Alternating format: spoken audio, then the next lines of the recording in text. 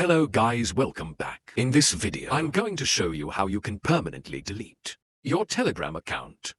Be sure to watch the video to the very end so you don't make any mistakes. And of course, do not forget to like this video and subscribe to my channel. So, let's begin, and the first up, Telegram up. Then get into settings and select privacy and security. Then just scroll down for a bit until you find automatically delete my account. This setting automatically deletes your account if it has not been active for selected period of time.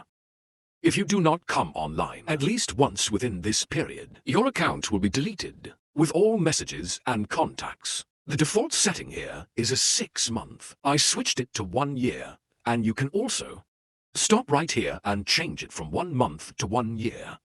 Also, you can delete your account right now by hitting and delete account now.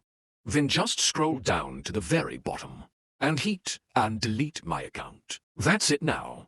You can write down in the comments if you have any questions about that tutorial. And also, I recommend you to check out my Telegram tutorials playlist, which you can easily find in the description. Hit the like button if you like that video, and see you in the next one.